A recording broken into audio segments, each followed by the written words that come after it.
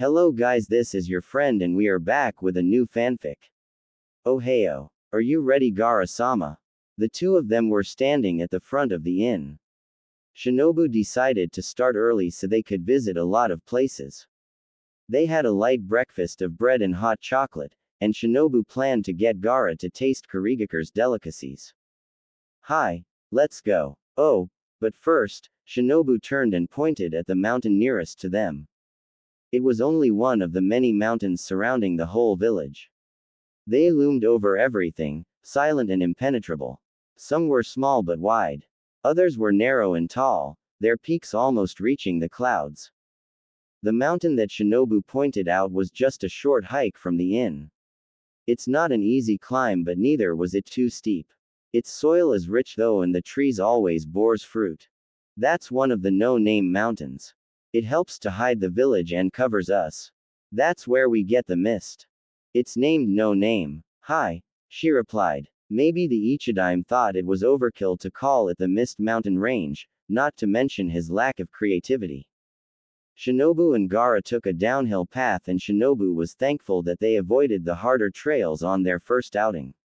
After an hour of walking, a wave of hot air and the smell of sea salt assaulted their noses. Shinobu swept a hand. This is our great market. They reached a place that seemed to be a port. It is divided into 3 parts. There are shops of different shapes and sizes on one side, and little wooden stands arranged in a neat row on the other. There are also boats coming and going on the dock with merchants shouting the rare goods that they sell. It has 3 main parts: the wet, the dry, and the boat market. There on your left, that's the wet market. As you can smell, they sell different kinds of meat there, but mostly fish. Shinobu discreetly fanned herself. The stench of the fish was strong. She turned to lead Gaara-sama away, but he was staring at the market with interest. His back was to Shinobu, and it seemed to her that he doesn't mind the smell one bit. Shinobu internally sighed and said, "Let's see the wet market then." Like its name, everything in that part of the market was wet. Shinobu and Gaara had to watch for puddles as they walked. The sellers' goods were displayed in the open. Most of them just had umbrellas for shade, and some didn't even have that. Shinobu saw Gaara staring at a squirming fish, so she explained, "The fishermen bring what they caught at dawn, so everything you see here is fresh." Gaara turned. "Are you an expert at telling them apart from what's fresh and what's not?" "Hi." Shinobu felt herself puff up. "Would you like me to help you choose, Gaara-sama?" "I doubt it will survive my travels," he said, and inspected another vendor. Shinobu followed. "You're right. We can dry them, but it won't be fresh. What kind of seafood do you like? I'll just cook it while you're here." "Well, I don't have many experiences eating seafood. What would you recommend?" Shinobu ticked off the choices on her fingers. There's a lot. Eels, crabs, shrimps, and shellfish." Shinobu was wandering as she speaks, not paying attention to where she was going. She's already visualizing how she'll cook the things she rattled off, the ingredients she'll need, and their cost. "Let's just cram it in on my time here then," Gaara said, watching her. She's still leading the way, but it doesn't look like she knows where they're going. To him, her feet were just automatically moving, and it's all from memory. Gaara could tell that Shinobu's focus is on other things though. She's muttering to herself, quickly scrutinizing and dismissing the products that they passed. "Sure, I can do that." Shinobu bobbed her head absently. She was about to bump into a wagon, and Gaara lifted a hand to warn her, but he put it down when Shinobu suddenly stopped. She turned to ask, "I'm just curious, what do you eat in Suna?" "Mostly meat. Goat, camels, and other animals we can export. Bread is a staple food in our village, as well as a few desert crops." Her eyes gleamed with curiosity. "It's the opposite here, interesting." Shinobu-san is a bit unusual, but at least she seems to be interested. Not just in him but in his village as well. That's a good sign. Gaara still couldn't tell if his siblings would like her or not. He still doesn't know enough about Shinobu-san to determine if she would get along with Kankuro and Tamari. He liked what he's seeing so far though. Gaara knew that a strong connection is the base of a great relationship, especially a romantic one. Well, that was what Tamari told him. Seeing that she had Shikamaru by her side, Gaara was inclined to believe her. Gaara didn't think that Shinobu-san was intimidated by him, despite her sudden bout of shyness when they formally met. She's nice and has a warm personality. There's something about her that intrigued him. Gaara glanced at Shinobu from the side. It's not her face, he surmised. She is pretty though, with her pointed chin, high cheekbones, and violet eyes that reflect her every emotion. Maybe, it's how she carries herself. She always stands straight, like an arrowhead that found its mark.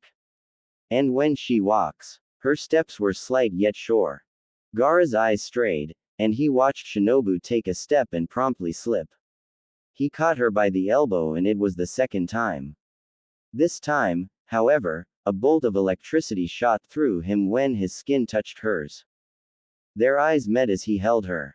It was brief but Gaara saw himself reflected in that expressive eyes of hers.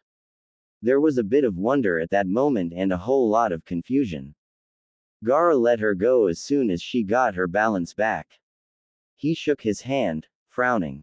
Maybe it was just his imagination. It was not even a moment, more like a heartbeat. He glanced at Shinobu-san and she didn't seem to be affected. Her face is red again though. His only experience with that is when he got embarrassed, rare though it was. Shinobu-san covered her cheeks with her hands as she stuttered to thank him. When Gaara just nodded at her, she hurried to lead him out of there. At least she's watching where she's going now, Gaara thought to himself. Gaara decided to just put the electricity incident in the back of his mind. He couldn't explain it, so he'll analyze it later in the comfort of his room. For now, he'll follow Shinobu-san. After that embarrassing incident, Shinobu focused. She couldn't even walk straight in front of Gaara-sama, how pitiful. She shouldn't let her imaginations get the better of her. Shinobu took Gaara to the dry market next. She showed him where to buy rice, spices, and cooking ingredients. Unlike its counterpart, the market is on a cobalt street. The shops here had brick for walls and sturdy roofs, but aside from that, no shops were the same. Here is where you can buy fruits, vegetables, and almost anything you need for cooking. Shinobu pointed out more things as they walked.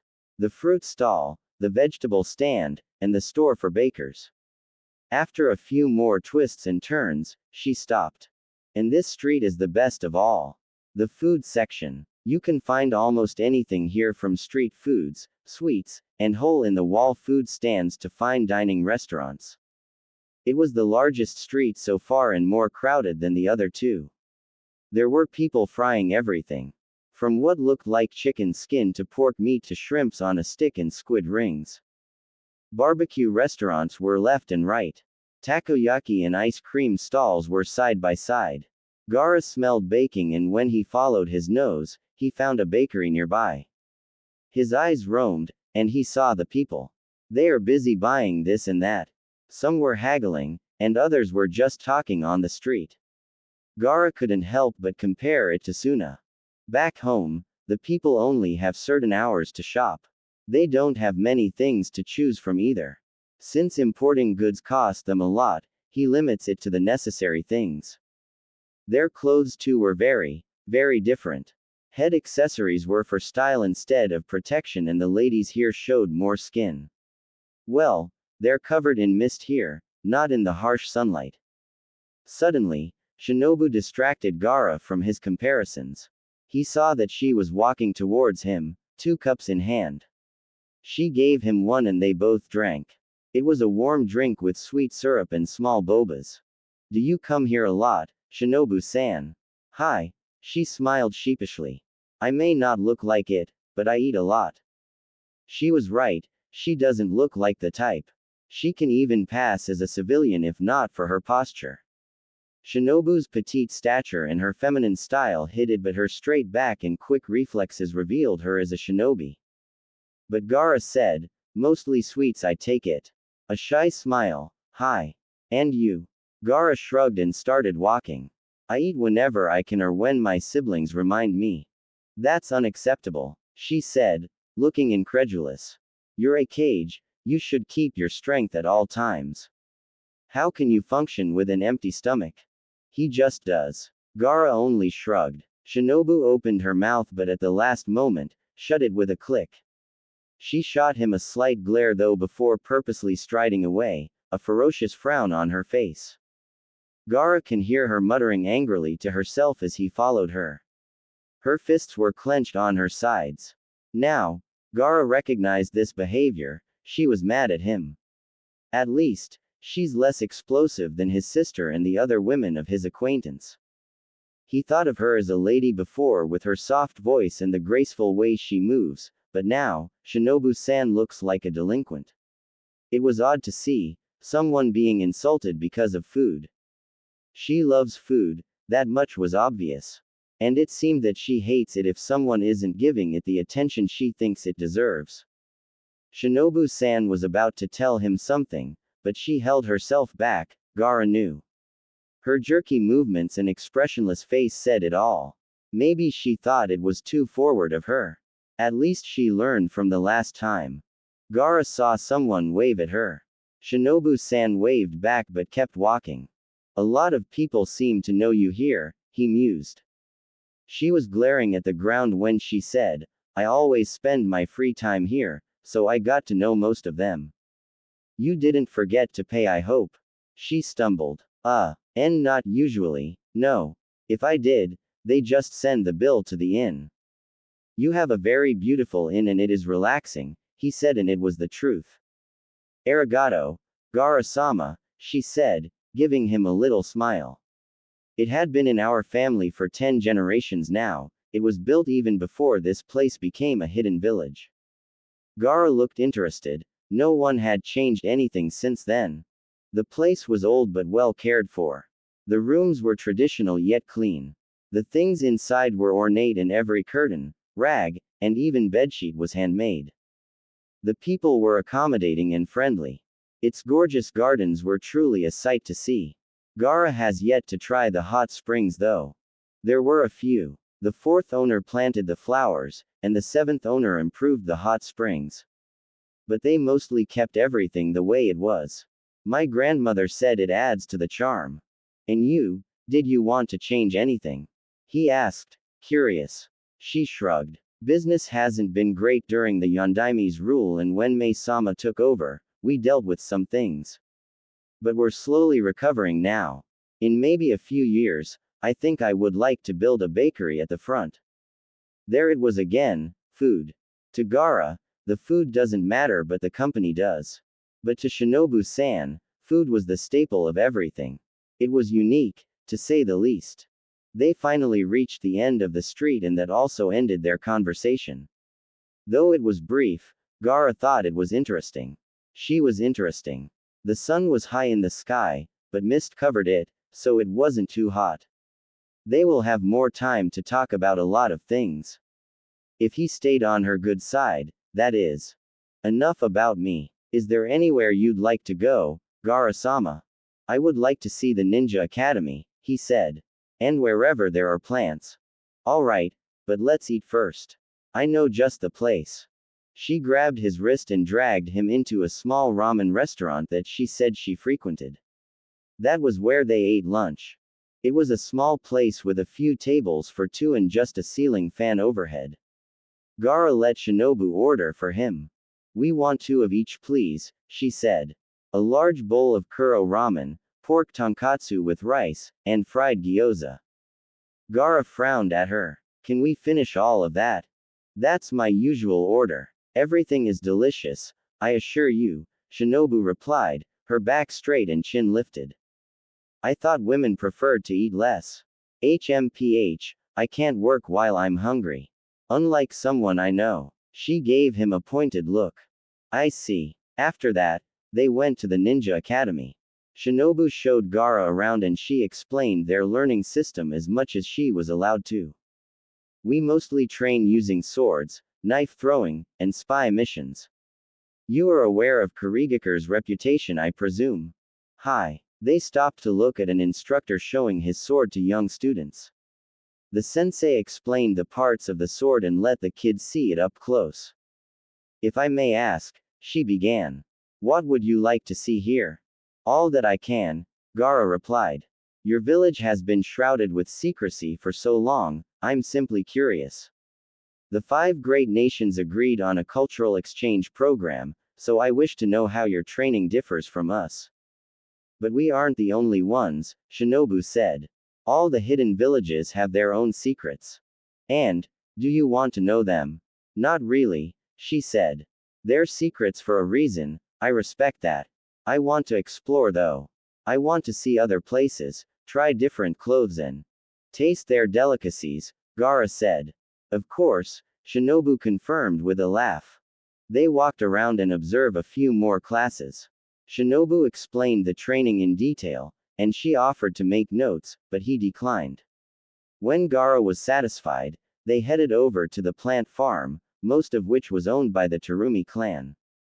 They were at the earthy part of Kiri once more. This place was nearer to the mountain range. Almost every kind of rose grew there, from the common colors of red, white, and pink to the rare ones like yellow, green, and blue. On the other side, Shinobu pointed at the strawberry farm. They also planted vegetables like lettuces, carrots, and cabbages. Gaara was looking around, wonder and excitement in his eyes. He bent down to inspect the flowers and lightly touched their stems. He flitted from patch to patch, paying close attention to the soil, the leaves, and everything else. Shinobu giggled as she watched on. Gaara-sama was cute when he was like this. Just like a child on Christmas Day. Will you tell me about the plants you grow in Suna? Shinobu asked, drawing Gaara away from his impromptu inspections. Maybe about your cacti. When he completely stopped what he was doing to stare at her, Shinobu suddenly felt self-conscious. She tucked a loose hair behind her ear. He was still staring at her, so she felt compelled to add. As you can see, she waved at the place, we can only grow flowers and crops that can survive the cold, so there's not much variety here. Only if you tell me about your garden. He was crouching on the ground by then and smelling a red rose as he spoke to her. Do you have a secret fertilizer or something? Shinobu laughed at his eager expression. It's a deal. They spent the rest of the day and the early evening at the plant farm. Shinobu taught Gaara everything she knows about growing their plants and flowers. This time, he asked her to write notes. They arrived at the inn later than usual. Both were tired, so Shinobu offered to just have dinner brought to his room and Gaara agreed. She bid him good night and then left. After Gaara ate a quick dinner, he prepared for bed.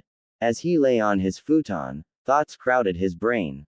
Gaara's eyes strayed on his hand and he remembered the current of electricity he felt when he and Shinobu touched. He sighed. He wished one of his siblings were here. Gaara closed his eyes. He visited a lot of places and was exhausted. He should just forget about it and rest. The whole day had been fun though, and he couldn't wait for the next one. Gaara woke up early. It was an old habit to do so. Luckily for him, the servers at the inn were the same. There was already breakfast food when he came down and all he had to do was eat. There weren't a lot of people in the dining room, so he enjoyed a quiet but delicious breakfast. He was finishing his tea when Shinobu arrived, carrying a box. It was large and nearly covered her face. It looked heavy too. Do you need help with that? He asked. I can manage. Gaara watched Shinobu as she very gingerly placed the box on the unoccupied table at the back. Then, she opened it and pulled out its contents one by one. A paintbrush, a calligraphy brush, an assortment of paints, a white tablecloth, some blank papers, and many, many ceramics of different sizes. Do you paint? A bit, she replied as she arranged her tools. It's just a hobby of mine. Gaara pushed back his chair and approached her. He reached for one of the little teacups she was about to paint on and inspected it with mild curiosity. He turned the cup this way and that, studying the craft with a careful eye. The glass was smooth and delicate in his hand. It was pristine and Gaara didn't find even a hint of blemish, it had been expertly cut. When he was done, he gently put it back. Do you paint, Gaara-sama? He shook his head. My brother is the artistic one. Oh, she blinked then recovered with a smile. Well, if you're interested to try, I can teach you.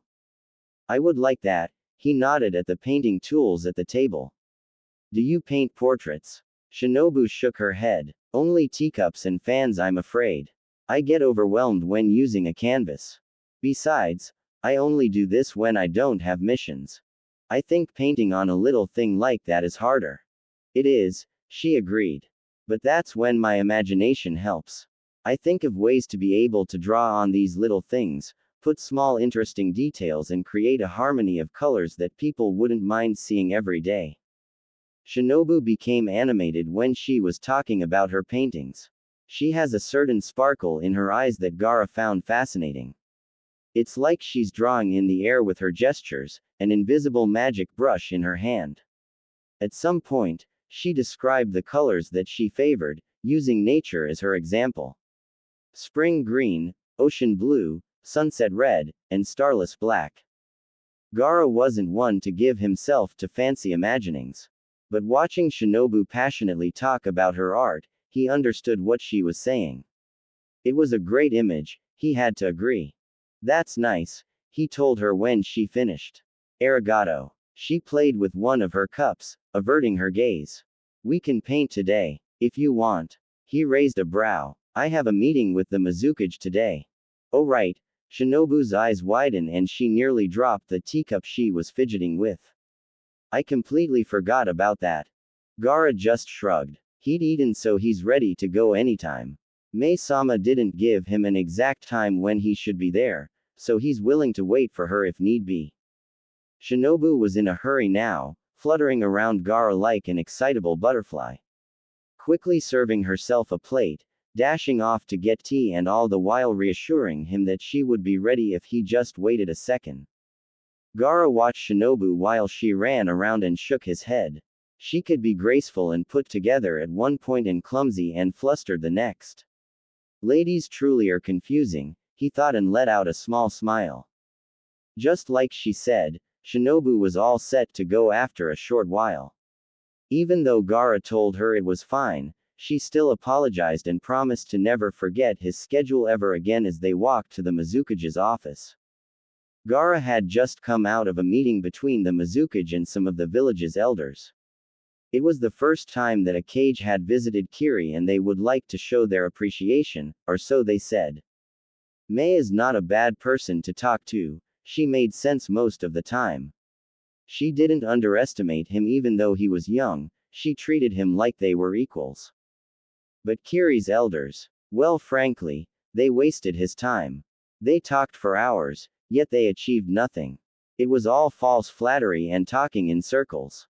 At least, he and the Mizukage finalized the plan for the shinobi exchange program.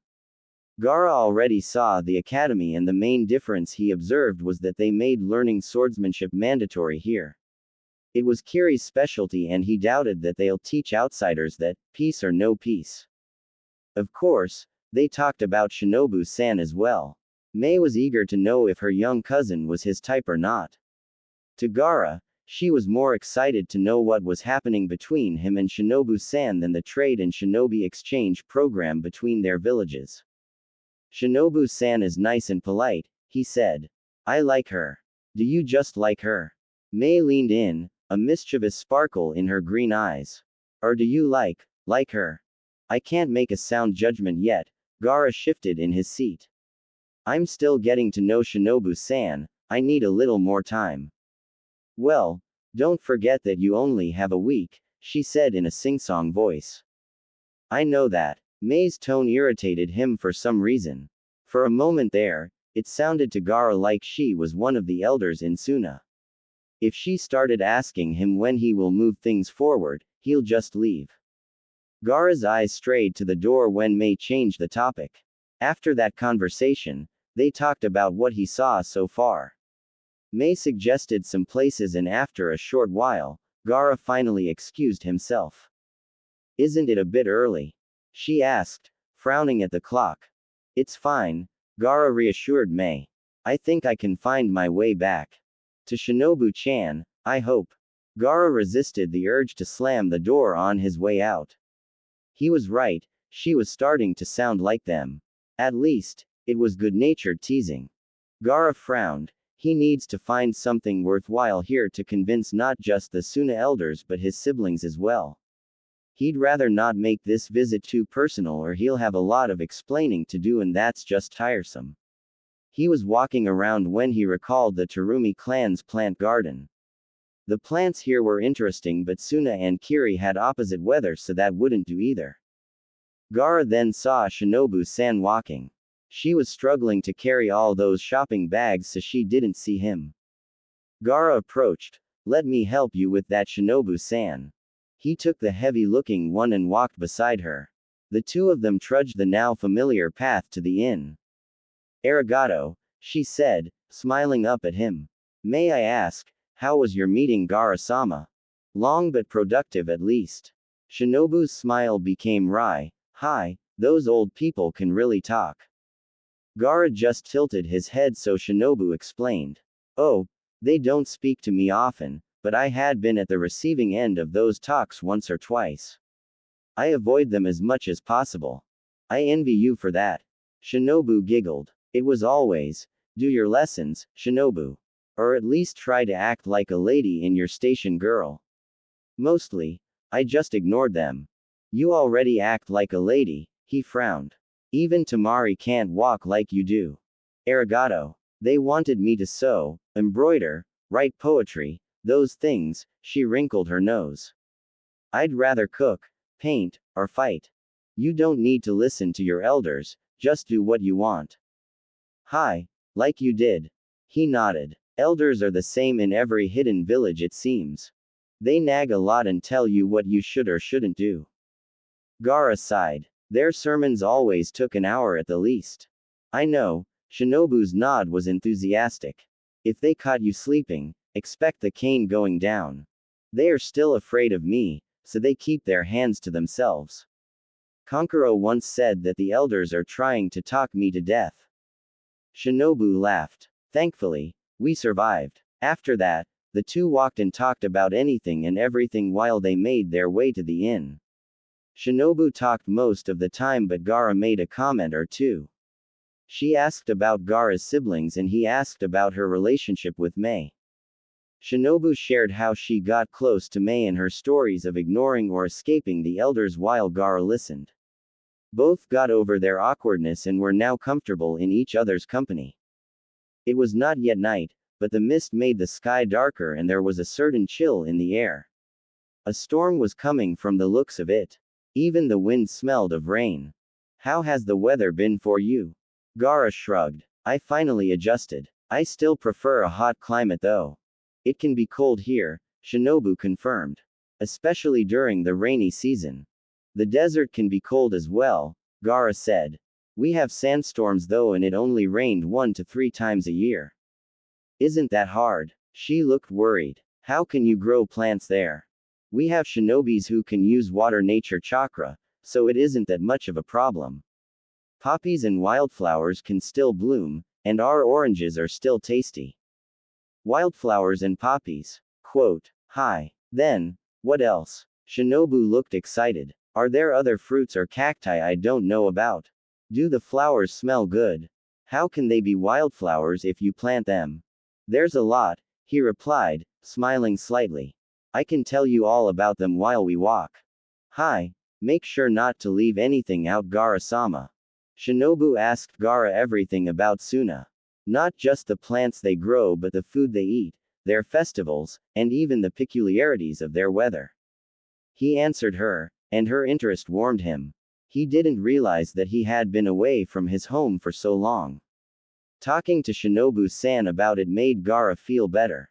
Shinobu and Gaara didn't notice the time. They got back late, and they placed everything on the kitchen table.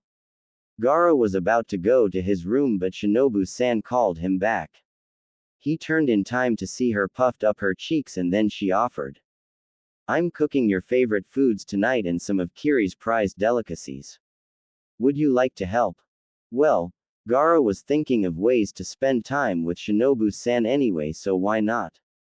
He's not confident about his dating skills but May agreed to help him, so he's not that worried.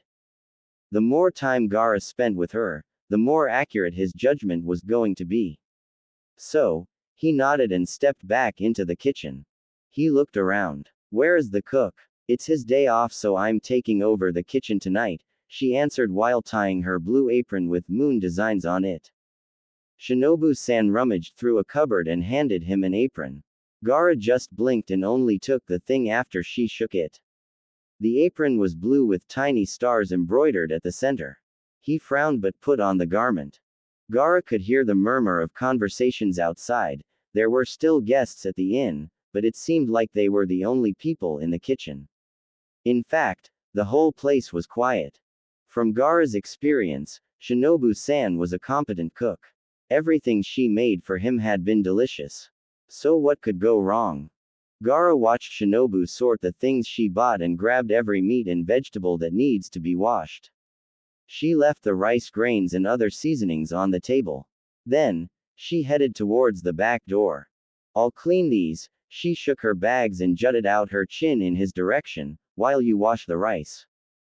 She went out, presumably to find another sink while Gaara used the one in the kitchen. He didn't cook but he at least knew how to do this. Gaara grabbed the necessary things and did his task. Gaara had just put the rice in when she came back. She glanced at him briefly and went to her table. Shinobu-san got pans, a mortar and pestle, then her ingredients. She set the salt and pepper aside in favor of the garlic. She brought out other things as well which Gaara didn't know the names of. Can you chop the vegetables for me? She said, her back to him. I want them all to be the same size so they're nice to look at. While Shinobu-san was busy, Gaara looked at the vegetables and the knife. He did not cut things, he crushed them. He looked at Shinobu again, she was pounding the garlic into powder. Why couldn't she have told him to do that? It seemed easier. Gaara remembered that chopping vegetables is a basic task, so he shrugged and picked up the knife. How hard could it be? He chose a carrot and eyed it with concentration. And then, Gaara made his first cut. What are you doing? Shinobu-san sounded shocked and was standing behind him. This is an efficient way of cutting, he told her and brought down the knife hard once more. Iya, Iye, Iye. Shinobu-san slightly pushed him aside and grabbed the knife. She shook her head at his ruined carrot before replacing it with a new one. She repositioned the chopping board and nudged him. That's not how you do it. Here, let me show you. She held the knife with 3 of her fingers while the other 2 supported it. She positioned her hand on the carrot's base, and then she swiftly cut it. She peeled off its skin. Then, Shinobu-san made precise strokes by lightly flicking her wrist. See that? She said and slowed her hand. You don't need force here, just let your hand slide and the knife will do its job. She made sure he was watching as she did it to another carrot. All the while, explaining to him. There. Do you get it now? Hi. Shinobu-san handed him the knife back and watched. Gaara chopped the base but it's sloppy. She just nodded so he continued. He did a better job of peeling the skin off. Gaara tried to cut but he ended up using more force than necessary. The product didn't look great and was uneven. When he reached for another vegetable to cut, Shinobu-san intervened. She placed her hand on top of his and stopped him. Here, I'll help you. Shinobu placed another carrot on the chopping board. She made sure it was straight and she guided Gaara's hand as they cut together. Her hold was light yet firm and this was the closest they'd ever been. No one touched him like that except his siblings. It was a casual movement, a natural thing to do for her but not for him. This made him hold his breath and caused an unfamiliar feeling in his stomach. Gaara chanced a glance at Shinobu-san and he noticed that she was blushing heavily. She did all the work and after they finished, Shinobu-san swiftly removed her hand from his. She retreated to her station and avoided eye contact. Can you manage the rest? He stared at his work and the ones with Shinobu's help. Gaara remembered that she wanted everything to look even and neat. He sighed and let go of the knife. I don't think so, he said. Now you know the reason why we always eat out. Oh, none of you can cook. Unfortunately, not. How about you leave the chopping to me, Gaara-sama? She said and grimaced. I'll give you something else to do. Crushing ingredients look easy. Like you said, you're already an expert on that. Shinobu thought for a moment before she nodded to herself. Here, how about you make meatballs instead? When Gaara agreed, Shinobu handed him the bowl, some flour, and seasonings. She told him to mix them and form them into little balls. After making an example, she left Gaara to do her task. Take care to make them evenly, okay? She reminded him. Gaara heard the clang of kitchenware as Shinobu moved around. Shinobu was reaching for a bottle on the top shelf when a hand of sand shot up and got it for her. Oh, that's convenient, she said with a laugh. She opened the jar and poured its contents into the pot. She then told Gaara to stir while she gathered the ingredients for the sauce. She just needs to fry the meatballs and cook the tongue. After that, they're done. Gaara-sama had been a big help. She didn't have to reach for things, he got those for her. He didn't complain and was content with working in silence. Shinobu didn't mind explaining things, but she preferred to cook quietly if she could. That way, she could concentrate all her attention on her task. The other cooks chatted while they worked, but Shinobu wasn't like them. So, she appreciated Gaara-sama's silence. They only talked if it was necessary or when she had to teach him something. Sure, he didn't know how to move in the kitchen, but she expected that. Teaching him was fun. He was adorable when he was concentrating. The two of them were both in their stations when he mused, so, you love cooking? Hi, she replied. It takes my mind off of things. And painting. Hi, and painting. Shinobu was about to let the silence grow, for it was a comfortable one. But as usual with Gaara, her curiosity got the better of her. If I may ask, none of you learned how to cook.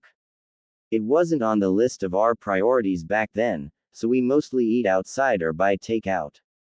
I see. And she really did. Home-cooked meals are a rarity for him. Maybe that's the reason why he didn't pay attention to his eating habits. Delicious foods at home can certainly make a difference. That's how she grew up, and it made her want to come home early just so she could eat. Shinobu learned what she could from her mother, and when she was finished, she experimented with her own recipes. Shinobu wanted to make people happy with her cooking. She wanted them to feel what she felt when she came home. To be happy and relaxed even if it's just for a while. To feel loved and cared for. To forget the blood and cruelty of the world for just a bit. When they had recharged, they can go again. None of us have the talent for it. Gaara-sama's voice brought Shinobu out of her thoughts. She was about to prepare the meatballs, but she set them aside to get the tongue and gizzards instead. Well, come here then. I'll teach you how to make these salted tongue and gizzards you like so much, so you can at least do it on your own. Shinobu-san was already preparing the ingredients when Gaara approached. He looked at it and he thought, there's so many. Shinobu-san, I doubt I'll remember that when I get home. Oh, don't you worry, we'll make it every night if we have to. She turned to him with a determined look on her face. I'll write the recipe as well, so you won't have any excuses. Well, she was convincing, so Gaara helped her. Shinobu was a great cook and she was doing it for him. So, who was he to disagree? Besides, she was prettier when she was fierce. He dropped a salt shaker. Where did that thought come from? Gaara had asked himself as he bent to pick it up. Shinobu hovered while she taught Gaara how to make his favorite dish. She explained everything and let him do all the work. She handled small tasks like chopping and preparing the ingredients. Together they measured the exact amount of condiments that they would need. Shinobu made notes on the right temperature and she let Gaara try everything until he found the perfect seasoning for his version of the dish. When he got what he wanted, Shinobu left him to set the table. Shinobu and Gaara are sitting, They were finally done cooking and are now having their dinner. It's fried meatballs with sweet and sour sauce, seafood hot pot, and homemade takoyaki with salted tongue and gizzards on the side. The rice was cooked nicely and Shinobu made mochi for dessert. Now that Gaara knew, he couldn't help but notice the pots and teacups that they use. They were all painted beautifully with fine detail and vivid designs. The set for tonight is springtime. It was a clear blue with fluffy clouds on them. Kankuro would laugh if he found out that he's admiring tiny teacups now, thought Gaara before sipping his tea. Shinobu said her thanks and chose to taste the gizzards first. Gaara cooked all of it with her directions, of course. Though it was a little burnt, she was certain that he will get better with time. It's not bad. You've got the flavor just right. Great job, Gaara-sama. Gaara followed Shinobu-san's directions to the letter, but it somehow came out that way. He eyed his dish but eventually said his own silent thanks and tasted it for himself. It doesn't look appetizing, Gaara frowned. But it tastes good at least. Oh, it's because it's your first time cooking, said Shinobu as she served him the other dishes. You'll get better with time, I'm sure of it. The corners of his mouth quirked upwards slightly. Arigato gozaimasu, Shinobu-san. Not bad, not bad. He'll never leave without that recipe now. This isn't a place that Kiri's known for, but it has its special charm, you'll see, Shinobu said with more cheeriness than she felt. Mei-sama had arranged mountain hiking for Gaara-sama, so here they are. Sure, this is not a common place to take an important visitor, but who was she to contradict a cage? Shinobu was just the escort. She woke Gaara-sama at first light, grabbed their packs, and went straight to the foot of the mountain. The nearest one was just a short walk from the back of the inn. The mountain loomed before them. Its base looked thick and large. It grew smaller and smaller the higher they looked. It was like a hidden apex covered in mist. Shinobu heard that a lot of people got lost here, that was why she never hiked to reach the top herself. I must admit, I expected little islands and water. Gaara made a show of looking at the mountain and its surroundings. Lots and lots of water. Shinobu huffed out a laugh. We certainly have that, but we have mountains too. We don't talk about it more often for security reasons. I understand. And he really did. They are shinobis after all. It was not long ago that secrecy was a village's priority. Especially Kiri. Gaara knew that for a fact. Given this land's bloody history, the mountains could help hide them when there was a civil war, or maybe they used it to kill their enemies one by one. Kiri was known for their assassination missions after all. Well, Shinobu waved Gaara forward. This mountain won't climb itself. Let's go then. This trail was nature at its finest. Most of the paths here were still undisturbed by humans. The grass was lush and green. The trees have thick trunks and their branches are filled with flowers and fruits. The two of them didn't talk much. Shinobu discovered that Gaara enjoys silence, and though Shinobu got over most of her awkwardness, she couldn't think of what to say. So besides the occasional chirping of birds, the startled sound of the few animals they encounter, and the crunch of their footsteps, they spent the first part of the hike in comfortable silence. The sun had risen high in the sky, its bright rays aim was strong and true as it lit their path. Shinobu and Gaara still had a long way to climb though. Shinobu held her tongue long enough. She needs to talk or else she'll get nervous again. Mei-sama told her that she talks too much. In this instance though, Shinobu thinks it's justified. We made the most of our water-related attractions. But now, Mei-sama has suggested that we open the village to the public, said Shinobu. She envisions Kurigakure to be the first in the tourism industry. It seems that he and Mei had the same idea, Gaara thought. If it's the consequence of peacetime, so be it. They needed to adapt to survive. I have had it with all the secrecy around here. Shinobu slightly lowered the pitch of her voice and adopted a haughty air. The war is over and we should progress. You really sound like the Mizukage, do you know that? I can do another one. She stopped, pinned Gaara with her most intense glare, and growled. Did you just say, marriage? The corner of his lips curved upwards. That was disturbingly accurate. Hi. Shinobu smiled and tugged at her ponytail, looking a bit embarrassed. I'm always with her, so I guess she rubbed off on me. Gaara couldn't help but imagine his siblings doing impressions of him. He rubbed his arms to get rid of the sudden goosebumps. Maybe not Tamari, but Gaara could see Kankuro doing that. Are you alright? Hi. He hesitated before continuing. I couldn't help but imagine Kankuro doing an impression of me. Really? She giggled. Do you think it will be accurate?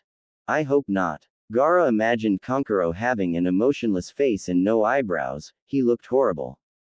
It was best to erase that from his mind entirely. He needs to focus now anyway. The climb was getting harder and the terrain was slowly changing. The path became rocky. More and more twigs were on the ground and large branches littered around them. The trees they just passed were bigger and they looked older, proving that this part of the mountain was rarely visited by people. The higher they went, the colder it got. Though the sun shone bright, the strong wind kept it from being too hot. They only heard the chirping of birds, leaves rustling in the wind, the snapping of branches, and their footsteps. Besides that, Gaara and Shinobu heard nothing out of the ordinary. The grass in this place was unkempt, so it was not easy to make their way through it even for shinobis. Shinobu pointed out random trees or fruits and what she knows about them, such as the ones used for cooking, medicine, or even poison. There were a few wild animals as well, but they mostly stayed out of their way. I like this spot. What do you think? Gaara looked around. They reached a rather nice clearing. It has huge trees with deep roots and thick leaves that formed a canopy above their heads. Here is fine. We have shade, but we're not completely hidden either, Shinobu said as she inspected the place. And oh, there are more trails here. We can explore after we have our lunch. They were sweaty, tired, and hungry. Shinobu resisted the urge to just plop down on the grass and stay there for a while. She wiped her face instead and got to work. They were hiking for a while now and she wouldn't have noticed the time if it weren't for her grumbling stomach. Shinobu spread a blanket and she brought out their packed lunch. Due to Mei-sama's late notice, she only had time to prepare rice balls, some bread, and dried meat. Good thing she grabbed lots and lots of water though. She didn't realize it when Mei-sama gave her this mission, but it seemed to Shinobu that her cousin was setting her up with Gaara-sama. When it finally clicked in her brain last night, Shinobu had danced around in her room and she couldn't sleep and ended up spending her time smiling at her ceiling. This trip to the mountain was too much like a date. No one will be there besides the two of them. She couldn't decide what to feel. Shinobu alternated between excitement, nervousness, happiness, and trepidation.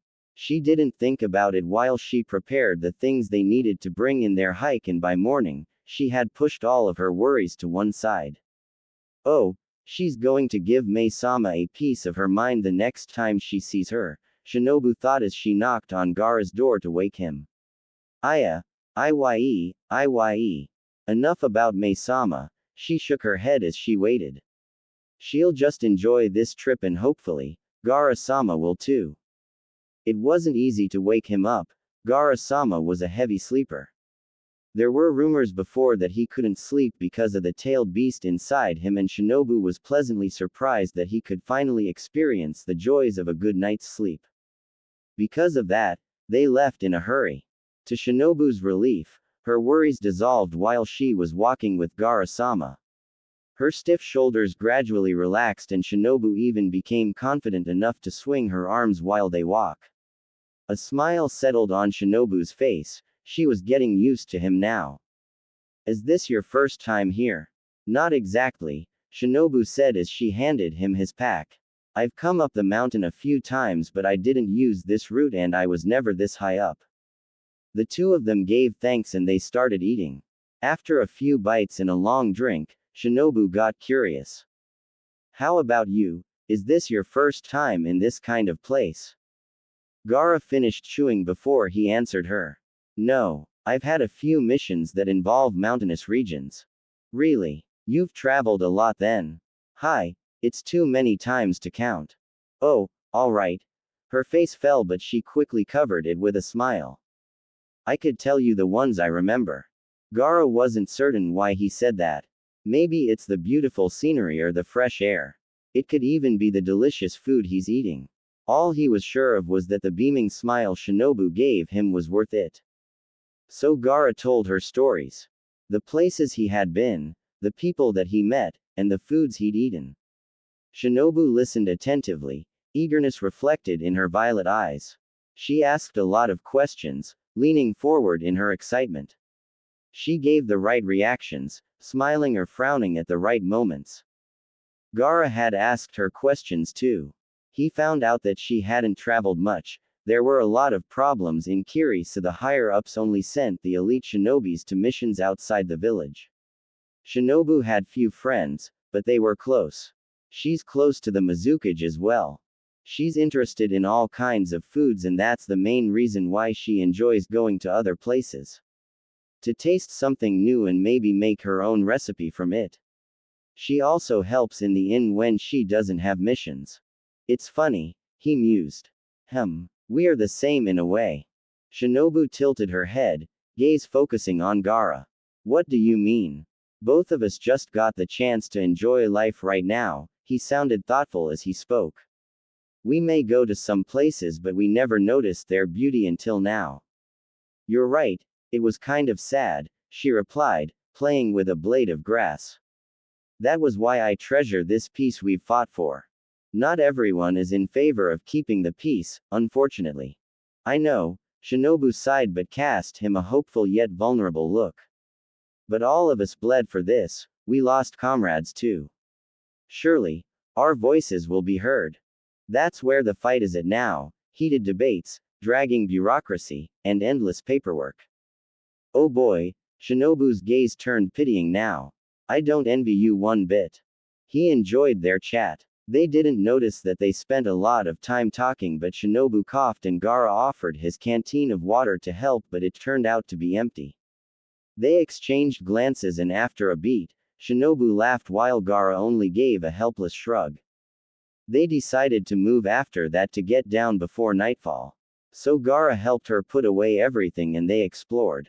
Oh, I'm so excited, Shinobu smiled wide, her eyes crinkling at the corners as she pumped her fist in the air. This is going to be fun. Gaara's smile was small yet true as they followed one of the unused trails near the clearing. Shinobu-san was fun to watch, her changing emotions were reflected in her bright eyes. He noticed that she often tries to contain herself by keeping her head down or puffing up her cheeks when she's determined to say something. She's like a more outspoken version of Naruto's wife, Hinata-san. He'll introduce them someday. The trail had twists and turns, but Shinobu and Gaara eventually found their way through it. The path was rocky, but they stumbled into a fruitful part of the mountain. These are wild berries, right? Gaara asked as he pointed at the little patches of black fruits scattered on the ground. Hi, blackberries, Shinobu's eyes sparkled in pleased surprise. Wow, there are fields of them. Do you want to pick some? That's a great idea, Shinobu said as she tried one. Maybe I'll bake a pie or a cake out of them. How many do you need? A basket should be enough, Shinobu said while she walks a bit further away to inspect the other trails. I'll just look around over here. Arigato Gaara-sama. Gaara watched her go and shook his head. She really couldn't resist the call of food, he thought. But he still picked as many berries as he could. Then, he started to follow her voice. This is one of the unused paths here, Shinobu was pointing at the trail before them. I don't know if it's true, but there have been rumors that it's faster if you take this route to go down the mountain. The path looked short but extremely narrow. Sharp rocks peppered it and thick branches made it impossible to see what came after. I don't think. Gaara started to say, but Shinobu was already making her way in. I'll just s. Gaara heard Shinobu scream. He sensed her falling and Gaara immediately sent his sand cloud to catch her. His heartbeat slowed in time with Shinobu's ascent. When she got back, she looked pale but unharmed. He waited until she caught her breath. Are you alright? It's certainly fast. A fast way to die, that is. Are you sure you're not hurt? Hi. she said, giving him a small yet grateful smile. Arigato gozaimasu for saving me. Gaara just nodded. Shinobu gave the place one last glare and they moved on. Gaara and Shinobu chose a different trail from this morning, going down so they could see the other sights on the mountain. The trek down was easier than when they were going up. But they still had to watch their steps. Some of the rocks were loose and if they were not careful, there was a very good chance that they'll fall, and Shinobu wasn't keen to repeat the experience. All their hard work was worth it when the two of them stumbled on a hidden spring. Though it was small, the water was clear as glass as it drizzled down. He and Shinobu sat on one of the rocks near it. They washed their faces and drank from it as well. The water tasted sweet and it was cool on their skin. Ah, how refreshing. Shinobu leaned back and let out a content sigh. Let's sit here for a bit more. Are you tired? Aya. It's just nice to look at the view. You also need to recover from your fall earlier, I imagine. Shinobu looked away, her ears burning. Maybe. This mountain certainly has a lot of surprises, said Gaara. Both pleasant and unpleasant. One of its redeeming qualities is the wonderful view. Gaara gazed at what captured her attention. The sun is slowly on its way to the horizon and the merging colors of the sky were reflected on the clear water. You're right, it is breathtaking. This is nice, we rarely had the time to enjoy something like this before. There's always something to do, someone to kill, she said after they drank. Shinobu removed her boots and stockings to submerge her feet. But now, I can finally enjoy this as much as I want and I love it. Gaara just nodded at that. She's right, it was a luxury for them before. But now, it can be a part of their lives. That's what peace gave to all of them. The two of them stayed longer than necessary. They watched the shifting colors on the spring and filled their bottles with fresh water. It's going to be dark soon. I can create a sand cloud so we can get down faster, Gaara offered when he saw the darkening sky. Shinobu shook her head and stood. Actually, I'd rather we hike down. Going slowly and being tired is part of the experience, you know. It's fine with me either way. Alright, let's go then. The humidity was already gathering around them while they trekked down the mountain. They couldn't rush though. They might be using a safer trail, but a slippery path was still dangerous. Shinobu could already smell the approaching storm. They heard scattered thunders and occasional lightning lit up the sky. With careful steps and Shinobu's limited knowledge, they finally reached the foot of the mountain. It took less time to go down than up though. But they were too late. It's raining, Gaara said as fat drops of water peppered their faces, hair, and clothes.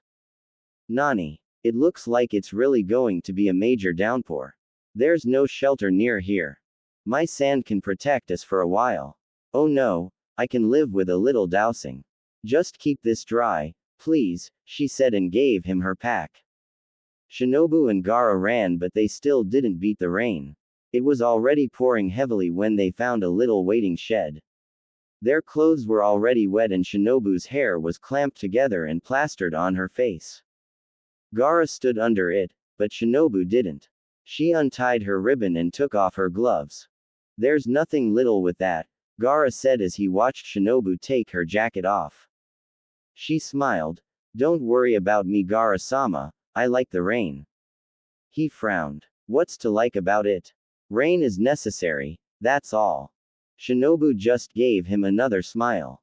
She skipped to the middle of the path and turned a few times. When she was done, she spread her arms and tipped her face towards the sky, her eyes were closed. Shinobu was like a kid, sometimes she wiggled her arms and opened her mouth to catch raindrops with her tongue. Are our bags safe? She asked him after a few moments. Hi. He was standing near their packs while watching her with a frown. It's very unusual for him to see someone bask in the rain like this. In Suna, they were lucky when it rained, so every drop was precious to them. No one would dare to play in it. Come on, she beckoned, curling her fingers in his direction. Don't hide there. What are you doing, Shinobu-san? I'm dancing in the rain, Shinobu replied as she twirled around. You'll catch a cold, Don't linger. As he said that, thunder roared and the rain poured heavier. But Shinobu just continued to dance around. She would stop from time to time to tilt her face up or she'd ask him to join her. With this downpour, we're going to be wet anyway, she shouted over the rain. We should at least have fun. I don't think it's a smart idea. Oi! Shinobu's eyes narrowed and she wagged a finger in his direction. Watch your words, Gaara-sama. Gaara raised his hands in surrender. Let's just hurry. Shinobu was there, tugging on his arm. Come on, stand here with me.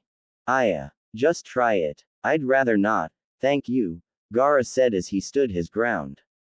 Let's go. Shinobu pulled hard and she finally managed to drag Gaara into the pouring rain. Like this. Gaara was standing at the center of the road, his arms were crossed and his hair was already plastered on his forehead. He felt ridiculous. He's cold and wet. What's to like about this? Shinobu stepped away from him, but not before Gaara heard a faint hint of laughter in her voice when she instructed him on what to do. She placed herself in front of him. Hi. Now, spread your hands to your sides and close your eyes. And Shinobu did just that. Alright. Gaara couldn't keep the irritation in his voice but he still did what she told him. Now what? Stay like this for a few seconds, she said. When a few seconds passed she asked him, how does it feel? Stupid, he answered. But mostly wet. Besides that, Gaara-sama. Gaara stretched his arms wider, took a deep breath, and concentrated as hard as he could. A few moments passed but nothing happened. He took another breath and tried again. It was hard at first, the sound of the rain and the water that pelted him was distracting. When he still didn't feel anything, Gaara opened his eyes and just paid more attention to Shinobu. He did an exact copy of her stance.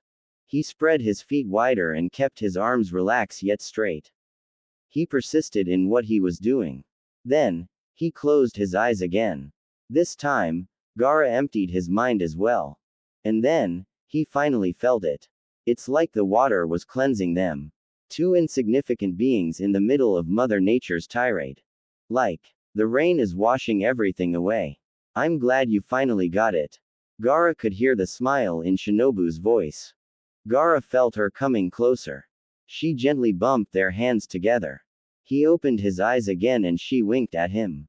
Tomorrow, when the weather is clear and a soft mist is covering the village, you'll hear the sweet song of nature and smell the clean scent of a new beginning. Look back and tell yourself, I was there. I was a part of the old and I'm still here to welcome the new. There are so many things to choose from, Gaara remarked with interest. Of course. This is one of the most famous places in the village. Just tell them what you want and they'll be sure to find it for you. Shinobu and Gaara were standing on the dock, waiting for an empty boat so they could explore the market. Gaara wanted a brief tour around and after that, Shinobu offered to take him to the Terumi clan's greenhouse. They didn't wait for long and when an empty boat passed, Shinobu and Gaara quickly got on.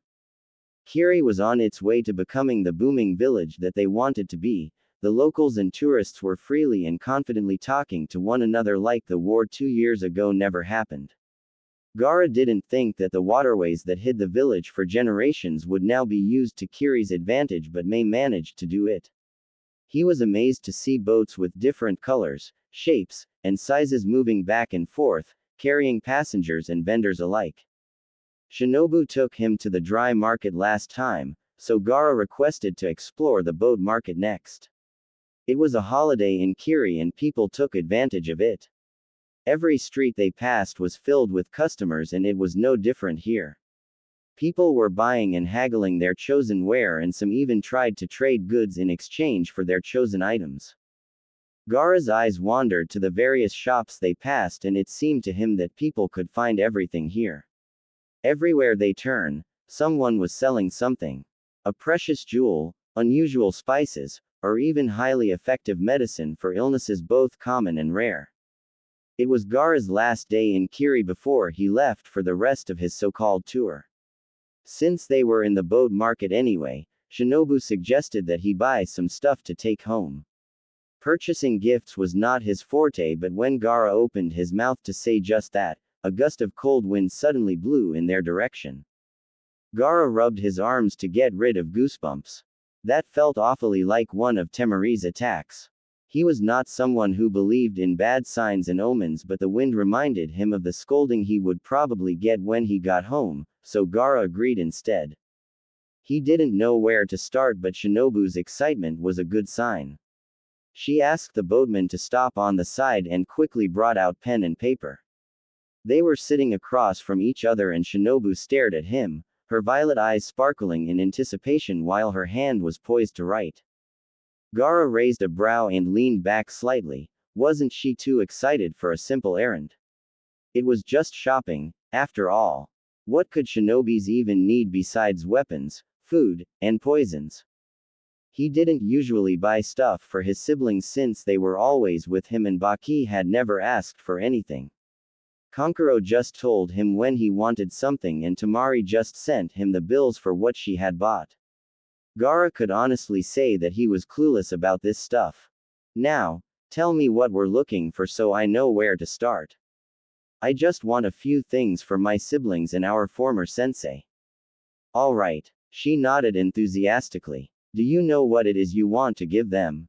He sounded confused. The usual things. Shinobu frowned before waving the paper near his face. Don't you have anything in mind? Anything at all? I usually buy the first thing I see. Gaara trailed off at Shinobu's offended look. She was no longer smiling at him but holding the pen in a tight grip, and Gaara thought it would break any moment, just like the crumpled paper at her feet. Aya. Shinobu sounded thoroughly exasperated as she explained, gift them things that they would appreciate, not the first thing you find. My sister takes care of gifting people for me, Gaara said nonchalantly. My friends don't want gifts, anyway. But family is different, Gaara-sama, Shinobu persisted, her pitch rising slightly. I gave my siblings useful things in the past and they didn't complain. Maybe they're just being polite. He sounded incredulous. Have you met my siblings? Not in person, but that's not the point here. If your siblings like a shuriken or a kunai, they could buy it themselves, she chided. You could come across as uncaring if you're like that, you know. Gaara had never thought about it that way. Gifts and occasions weren't special to them. They'd rather spend time together than make a fuss over something trivial. If, for some reason, Shinobu-san was right, however, how would he know when his siblings would never say anything? He crossed his arms. We already understand each other. Hi. Shinobu's sigh was soft but her irritation crept in as she replied. But it's nice to feel appreciated sometimes.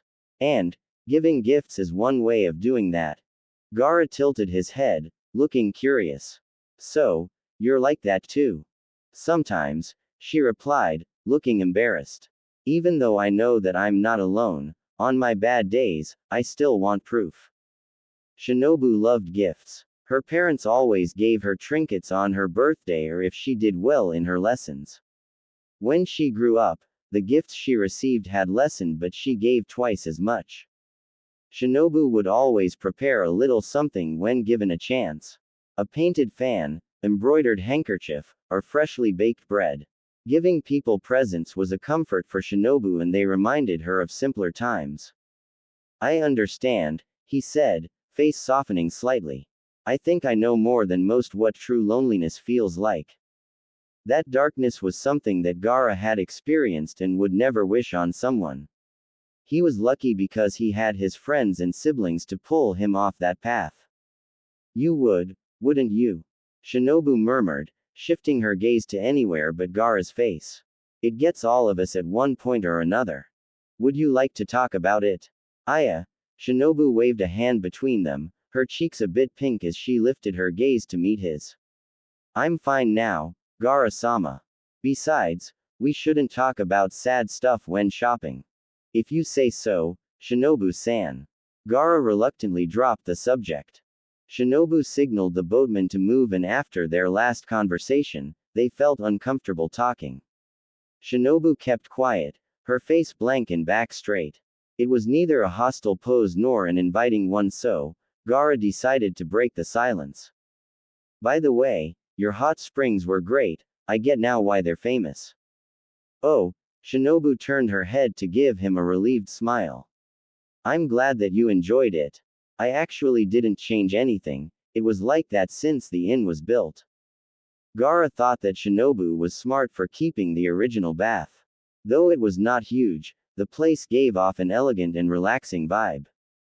Gaara and Shinobu had been more open and comfortable with each other after their impromptu shower under the rain. Sure, they had been wet and Gaara might have sneezed once or twice, but Shinobu was right, it was fun. Besides, he got to use the inn's famed hot spring and it was worth it. Tamari and Kankuro would love it, now he was certain. The bathhouse was directly behind the inn and it was made of limestone, which was why it gleamed under the sunlight. A wooden fence separated the low building from the garden. The clearing was surrounded by vibrant trees, their thick branches filled with fragrant flowers in the colors of the rainbow. The stone path was arranged delicately to form checkered steps to get in. The floor was a bit cold as Gaara went inside, but he hadn't walked long when an attendant greeted him. They quickly ushered him into a changing room and gave Gaara what he would need. They asked him if he wanted the indoor or outdoor bath, and if he preferred a solo or joint bathing room. A clean and spacious room greeted Gaara when he chose the former. The pool was not too deep, the crystalline water was just the right temperature and had only reached his chest as he soaked. Gaara relaxed as he sat there, listening to the steady stream of water from the mountain. There were no lights in the room, only aromatic candles that were lit strategically to comfort. 2 days had passed since Gaara's trip and they only grew closer. Shinobu told Gaara what she thought with almost no filter and she was no longer stiff around him. The brave girl who gave Gaara food on the street was coming back. Gaara was fascinated as Shinobu showed more and more of herself to him. She was like a blooming lily in spring, vibrant and beautiful. He found himself wanting to spend his time just watching Shinobu and listening to her talk about everything under the sun. Shinobu's light tap on his shoulder brought Gaara back to the present. Gaara-sama. What are we talking about again? Shinobu's eyes narrowed. Are you serious? Gaara shook his head, a playful glint in his eyes. Alright then, what gifts do you suggest, Shinobu-san? Shinobu's eyes sparkled as she beamed at him. Now, tell me about who's the first one you want to buy gifts for and we'll see what shops are good. I think Tamari, he replied, looking wary as the wind whipped on his skin. Don't ladies love gifts? Hi. Shinobu tilted her head in confusion. We most certainly appreciate them. If for some reason a lady is mad at someone, would a gift pacify her? Shinobu tapped a finger on her chin as she thought. It depends. Why? Did you do something to anger your sister? Gaara looked guilty. Maybe. Shinobu giggled, but seeing Gaara's wrinkled brow, she straightened and pumped her fist in the air. Alright, let's find the best gift for Tamari-sama. Hi, let's. Do you think she'll like this? Shinobu asked, holding a short red dress. They went to the dress shops first. Because what girl wouldn't love new clothes? That's what Shinobu thought as she picked out something for Tamari-sama. Shinobu had only seen the older Kunoichi in passing and Mei-sama rarely talked about her. Maybe it was because she was getting married. Since Gaara-sama usually asked his sister to buy things for him and hadn't paid much attention to her preference, finding something for her would be a challenge. She picked out a floral scarf next. How about this one? Gaara shook his head and Shinobu left to find another thing that might catch his interest. She had a feeling that their tastes were very, very different though. How about this? She held up a red ribbon. Gaara twisted his lips in an uncomfortable grimace as soon as he saw what Shinobu was holding. I think Tamari will kill me if I gave her that. It's cute though, she said with a pout and twirled the bow in her hand before putting it back. What does she usually like? I'm not sure. Shinobu crossed her arms, looking annoyed. Think. Gaara-sama. So I'll know what to look for. She doesn't like frilly stuff, Gaara thought it over for a moment. My sister is practical and she prefers things that she can use for a long time. Does she have a hobby? Taking care of plants. Wait. Shinobu snapped her fingers. I know. Shinobu asked to be rode into a milliner. There were hats, gloves, and all kinds of fabrics from silk to satin to velvet. This shop has every color from light to dark, and there were also shades that Gaara didn't even know existed. What do you think, Gaara-sama? Can we find anything for your sister here? He glanced at Shinobu beside him. She was looking at the hats. He noticed that she was wearing gloves, black fingerless ones with pink ribbons that matched the one in her hair. Her style was too feminine for Tamari, but if he could find the right color, maybe she would like it. Gaara scanned the gloves section. There were a lot of things to choose from, but nothing caught his eye. When he got tired of looking, he requested to see the gloves made with green fabric. When it was brought out, he chose the one that matched his sister's eyes. It was made in teal silk stitched with purple lace near the buttons. That looks nice, said Shinobu. And look, you can have her name stitched on the back or near her hand to personalize it. Tamari can't use this for gardening though. Gaara sounded doubtful. Hi, only at parties. Shinobu's eyes twinkled. She would be the most stylish there with these gloves. Since you gave it to her, I'm sure she'd show it off. Alright, Gaara said as he inspected the back of the glove. Did they do the stitching too? Hi, but that would cost you more. She bit her lip, looking thoughtful. I can do it if you want. Gaara nodded in thanks as he handed it to her. Shinobu traced the seams with a careful finger and turned to look for some needle and thread. Gaara paid while waiting for her. Your brother next, right? Hi. And I think I know what to look for. That's great. Shinobu's face brightened as she directed the boatman where to go next. Let's go. They spent less time buying gifts for Kankuro and Baki. Gaara found that it was easier to guess what they would like than his sister. He asked Shinobu's help in choosing Kankuro's face paint, and she brought him to a famous shop where people bought cosmetics and other things for theater and art. It was one of the largest boats in the market, filled with wigs, costumes, masks, shoes, and makeup. Kankuro would love this store, Gaara couldn't help but think. From her energetic gestures and wandering eyes, Shinobu did too. Shinobu inspected every color of every paint that the shop had, and when she was not satisfied, she grabbed several jars of paint in assorted colors and asked the owner's permission to mix some of them up and produced other color combinations. Gaara was not the artist here, so he just let her do what she wanted, but thought that she went a bit overboard. Kankuro wouldn't use all of that, would he? The more the merrier, Shinobu said when she noticed Gaara was looking at her oddly. If you say so. When that was done, they went to shop after shop just to find Baki the perfect sword. He told her that his former sensei loves weapons and an iron sword was what she recommended. There are a lot of great blacksmiths here in Kurigakure, Gaara-sama, she said proudly. I'm sure that your sensei would love them. Looking at the short sword strapped on her back, Gaara was inclined to agree. The hilt alone was a sight to behold. It was probably forged by an expert craftsman. The gleaming ivory handle and the delicate flower-shaped guard told him that the sword was specially made for Shinobu. Gaara was reminded that Shinobu was a meticulous shopper. She scrutinized every little detail and quickly dismissed anything she perceived as a flaw, almost like when she bought the ingredients for her cooking. He was going to give a large tip to their boatman, that was for sure. They ended up in a shop that Shinobu frequented. The owner was familiar with her demands, and Gaara just explained Baki's preferences while the blacksmith suggested and offered modifications for one of his forged crafts. When they finally settled on something, Shinobu-san haggled with the owner on the price of Baki-san's new longsword. Because of Shinobu's frequent purchases and her habit of bringing in new customers, they ended up getting a huge discount.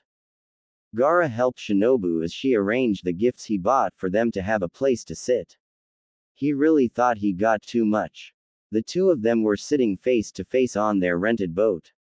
They were in the quiet parts of the market, already nearing the exit. Don't you want to buy anything for yourself? He frowned at their crowded boat. I have everything I need. A little indulgence wouldn't be amiss, you know. Shinobu reminded him, her voice gentle. After saying that, she took off her gloves and placed her hand in the water, making ripples as they passed. Gaara watched her smile at the clouds, at the water, and finally, at him. Shinobu's expression was soft, sweet, and truly genuine. It was like the gentle sunlight of the first day of spring, lovingly giving life to everything it touched. To Gaara at that moment, Shinobu's face changed from pretty to truly beautiful. Gaara never thought that he would be swayed by beauty, but here he was, mesmerized. What about you? Gaara asked as he looked away to hide his burning cheeks. You haven't bought anything for yourself either. She looked content. I haven't seen anything I liked yet. We went to a lot of shops, are you certain? Hi. Besides, I prefer to give gifts than to receive them. How about food? Gaara just decided to change the subject, enough with gifts. What would you like to eat? A lot, Shinobu said with a mischievous grin. She swiftly directed their boatman to get them to the most famous boat restaurant as quickly as he could. It was as if a switch had been flipped. Throughout their travels today, Shinobu-san had been attentive yet subdued, and Gaara couldn't fathom why. But now, she was bursting with energy. Shinobu-san chattered on and on about how beautiful that restaurant was, how delicious the food was, and how affordable it was while he just listened. After eating, Shinobu finally took Gaara to the Terumi clan's greenhouse. She checked the plants there while he visited the rose garden. Spring had passed, but some of the flowers were just about to bloom. Gaara would love to watch that if he could. After an hour of looking around, Shinobu got back and they talked about some of the herbs that only grow in Kiri. She took him to where they cultivate the plants for medicinal purposes and asked Gaara which ones he was interested in, then explained what she could about them. At the end of the tour, Shinobu gave Gaara seeds that he could try to cultivate in Suna. She also let him have her notebook containing the information about the seeds. How to grow them, from the soil to the fertilizers, and how to use them when they bore fruit. Here, Shinobu carefully placed a silver tray on one of the low tables in the greenhouse and gestured for Gaara to sit. Gaara put his bags of herbs on the side and folded his legs to settle on the blanketed, grassy floor. He blinked at the delicate sakura flower-shaped teacups in front of him and the little blackberry pies spread out neatly on the porcelain plates. I painted them when I was a girl, Shinobu said as she sorted some leaves, her cheeks flushing with the same color. I rarely eat here, so this is the only set I have. Alright. Gaara lifted a cup and turned it around. You're a great painter, Shinobu-san. But still, if you ever meet him, don't tell my brother I drank from something like this. Shinobu giggled. You look cute, actually. Gaara put the cup down and stared blankly at her.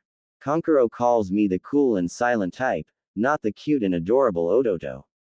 Fine, fine, Shinobu was still giggling as she poured him tea. Let's drink then. Shinobu had him try a variety of herbal tea that was growing in the greenhouse.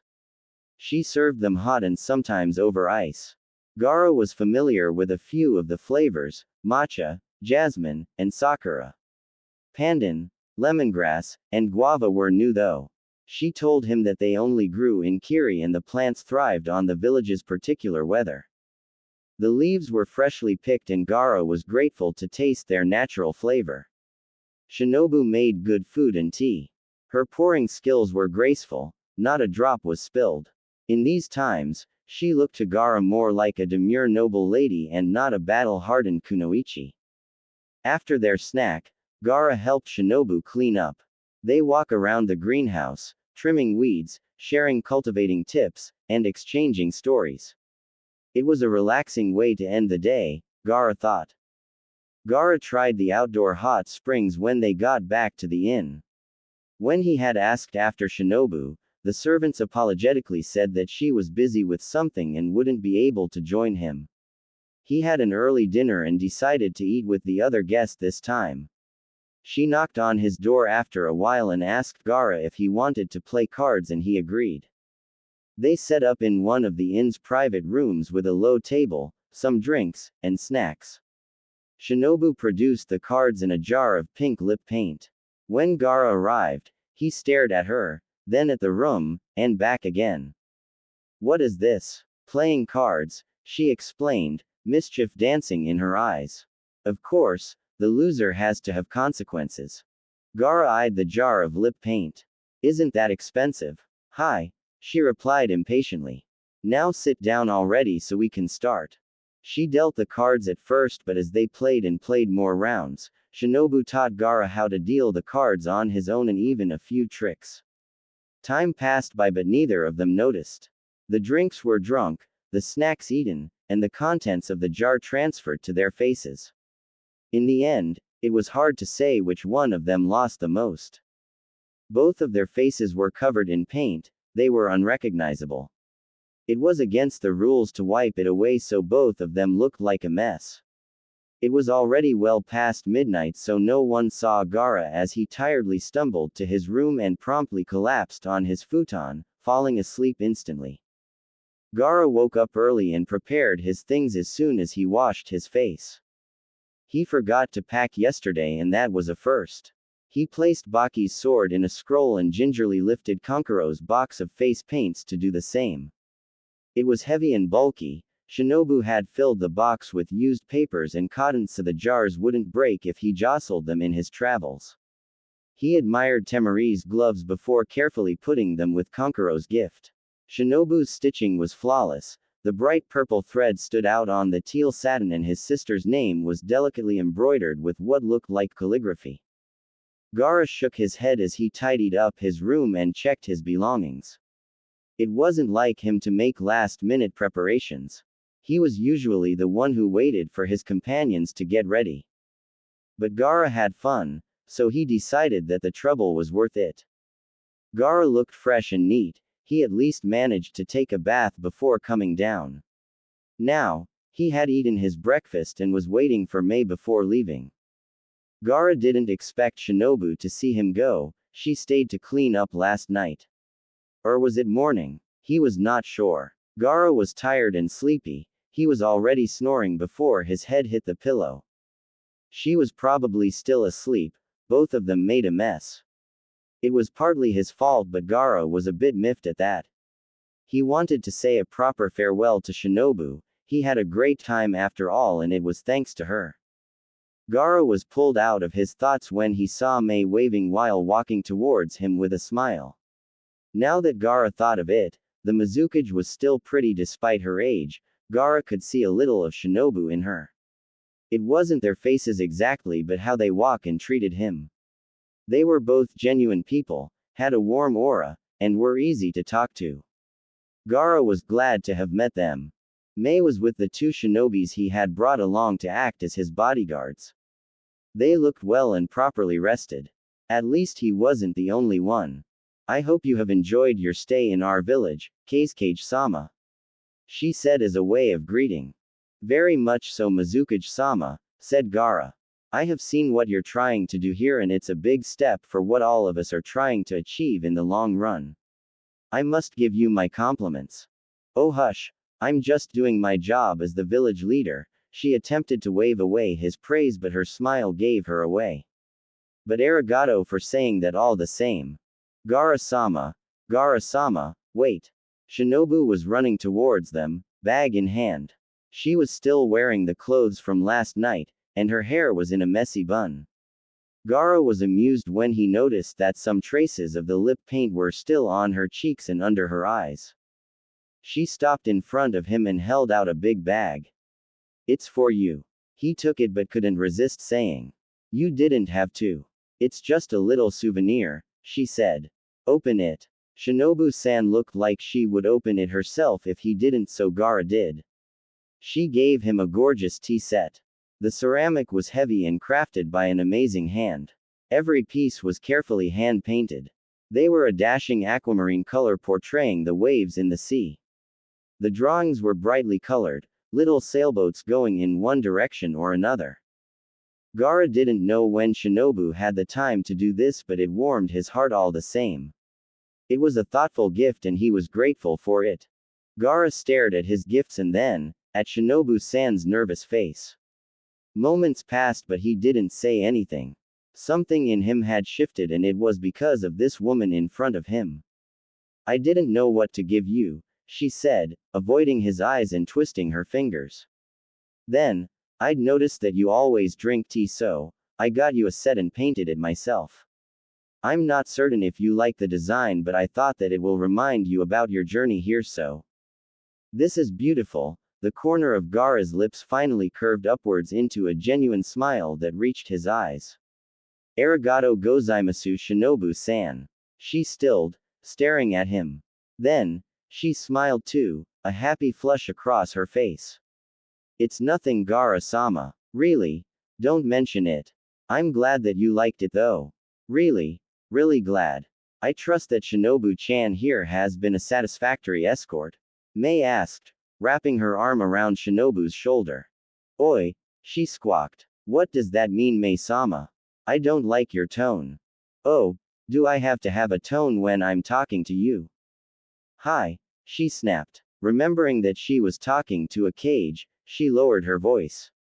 I am Mei-sama, but please, refrain from being too casual in front of our guests. The young cage doesn't mind, said Mei. She didn't bother you with her fangirling or something like that, did she? Mei-sama, Iye.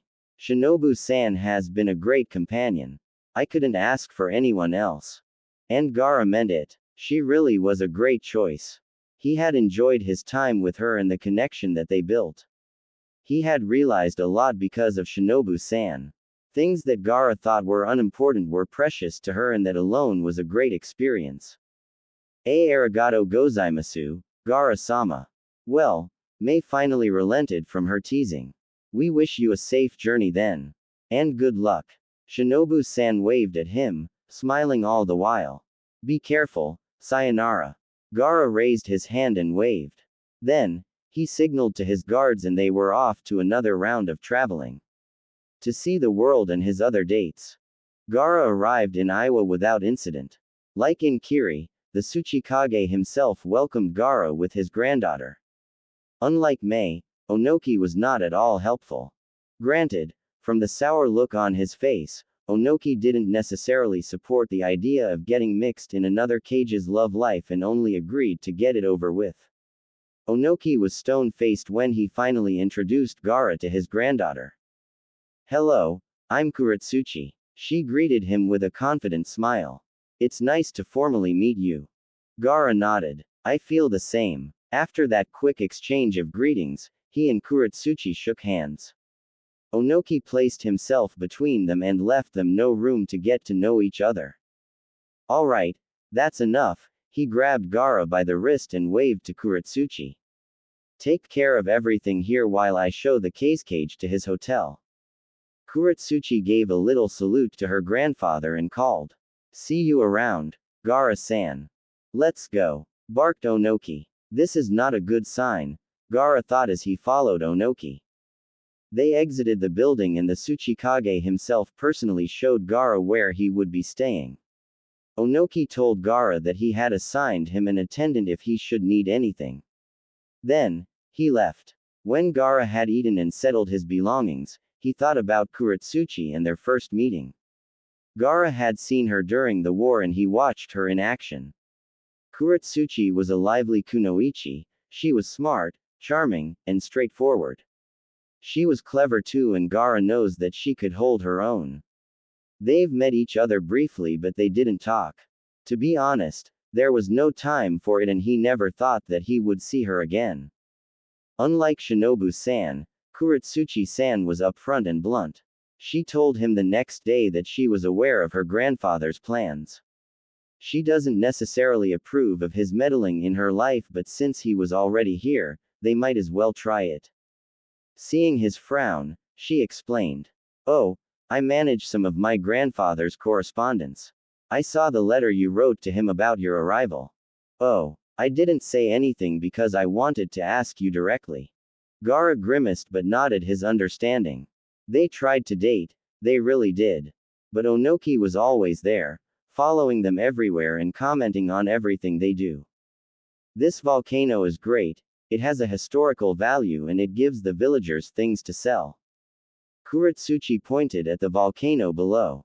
They are riding on one of her golems, enjoying the view from above. From what Gaara could see, it wasn't that big, and even its crater is small in size. From where they were, it looks like a perfect cone pointing upward.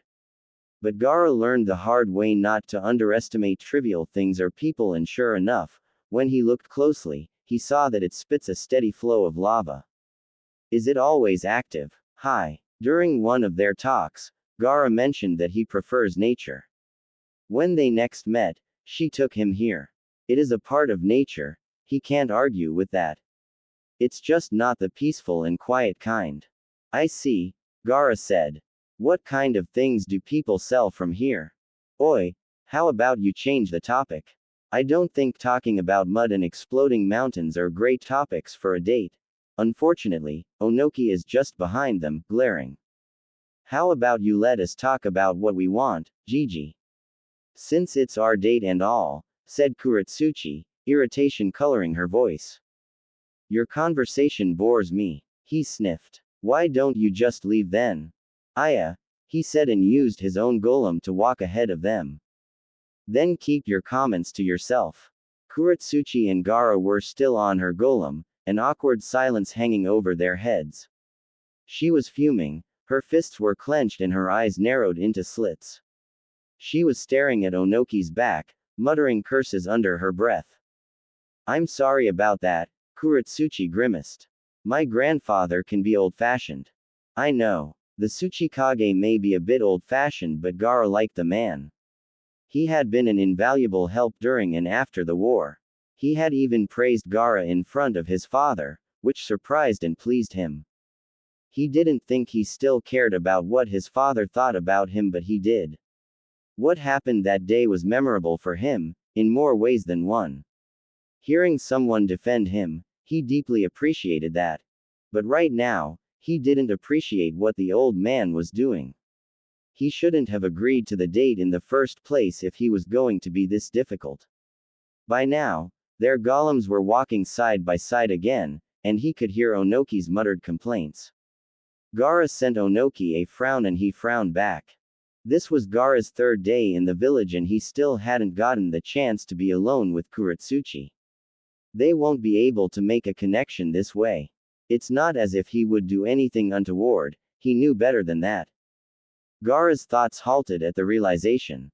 He slowly turned his head and met Onoki's glower. It seemed to him that Onoki didn't think so. Is there a problem? Kuretsuchi asked. Could you let me talk to your grandfather? Are you sure? She sounded hesitant, her brows furrowing. When he nodded, Kuretsuchi shrugged and shouted at Onoki. He stopped and they exchanged places. Kuretsuchi stayed a few steps ahead and kept her back to them to give them privacy. Well, she was not inconsiderate like her grandfather, at least. Gaara liked Kuretsuchi for that. But first, he turned to face Onoki, he would have to deal with her irritating grandfather. What is your problem? Gaara hissed. I don't know what you're talking about, Onoki replied, crossing his arms. And don't think you can be rude just because you're a cage. I'm still older than you, boy. You've tested my patience these past days, Tsuchikage, I don't feel like being polite. Onoki scowled at that and Gaara scowled back. It lasted a moment and neither of them gave way. Then, the Tsuchikage slumped his shoulders and sighed heavily. I didn't think you'll actually go through with it, Onoki confessed. That's the only reason I agreed. Do you want me to leave? I do, he said. But I can't let that Mizukage outdo me now, can I? It's because she said bad things about my granddaughter. She's to blame as to why my temper flared in the first place. She only said that Kuretsuchi-san and I wouldn't suit and this could have been avoided if you didn't argue with her. Like I said, bad things, Onoki insisted. I'm the only one who can badmouth my granddaughter, directly or otherwise. Gaara resisted the urge to shake the older man. What was bad with that? Onoki was just making his life difficult because of his stubborn pride. He let out a heavy sigh before speaking. Kuretsuchi-san and I decided to date, at least once, Gaara informed him. She told me that she knows you arranged this for her and that she was not happy about it. But since I'm already here, we shouldn't waste the opportunity. Oh, she knows about it? Onoki asked, looking alarmed. Why didn't you say so sooner? Because you're always walking between us and interrupting our conversations at every turn, he replied dryly. I'll stop now, he said, straightening. It wouldn't go well for me if Kuretsuchi-chan is angry. Gaara blinked. All right, just enjoy your date, Onoki said while cracking his knuckles. Your one date. Then, you can go to the other villages, got it? After threatening him, Onoki left without saying goodbye to his granddaughter. Kuretsuchi came back and blinked after her grandfather. Then, she splayed her fingers wide and slapped Gaara's hand, giving him a high five and a bright grin. You made him leave, way to go. Gaara shook his head and said, shall we start our date? She agreed and they explored the volcano. Kuretsuchi-san dispelled her golem when they landed in a safe place and from there, they went down on foot. Unlike his previous hiking experience, this place was mostly rocky. It seemed to Gaara that everywhere he turned, there was always an unusual rock formation or a uniquely colored stone that caught his attention. It was true that it was a bit dangerous, but the things that they found were fascinating. A pool of red mud, a gathering of shiny rocks, and boiling hot springs. Not to mention the animals they encountered. Crows circling overhead, large wild frogs, and occasional leopards here and there. It was fun, but they needed to leave when the volcano made its presence known by coughing up a little waterfall of lava. It was a good thing that Kuretsuchi-san was alert and they avoided getting hurt. After that, Kuretsuchi brought Gaara to the many caves hidden all over Iwa. She showed him the oldest cave in the village. It was filled with hidden treasures like pretty limestones, rare crystals, and those slightly itchy-looking glowworms. They went to an underground cave as well, and that was a different world entirely. There was a river inside, its clear water flowing steadily. Gaara saw that there were fishes in them and Kuretsuchi explained that the creatures have no eyes. They don't need them, she shrugged. It's so dark here anyway. Gaara agreed with her and stared at the fascinating insects. Bodies of water were rare in Suna and this was the first time he had ever seen such amazing creatures. This was their second date. Onoki wasn't here, the council had an urgent matter that needed his attention. The old man glared at his back as they left while Kuretsuchi gave him a mischievous grin.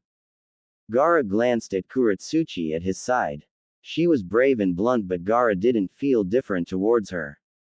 With her glossy hair and pink eyes, she was striking, but to him, she was just like one of the women in his acquaintance. He didn't feel that connection and it doesn't seem that she did either. Gaara had no more business in Iwa. The Tsuchikage himself gave him the tour of their academy. Their shinobis here pride themselves in creating things like in Suna.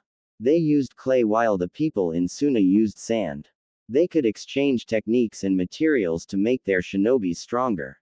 This was the only thing that he and Onoki agreed about during his visit. They worked well after all. The two of them had written a proposal to present to each of their council, and that was how Gaara spent his last day in Iwa. Though it didn't go according to his plan, Gaara would say that his visit was successful. He secured trade and improved the chances of the shinobis in his village. But it was safe to say that Mei was right, Kuretsuchi and he did not suit. She was energetic and could be a bit cocky but ultimately had a good heart. However, she wasn't for him. She was too brash and she loved Iwa too much. It was evident whenever she told him about Iwa. Her eyes sparkled and even her voice gentled. Oddly enough, it was that expression that reminded him of Shinobu-san. They shared the same look when talking about what they loved. They would get overexcited and proud about it but icy when they felt you insulted their passions. She wouldn't willingly leave this village and he would never ask her to. Since being the Tsuchikage ran in their bloodline, she should consider taking up the title, he thought. You should try it, you know. Kuretsuchi and Gaara were standing on one of her golems, watching the sunrise.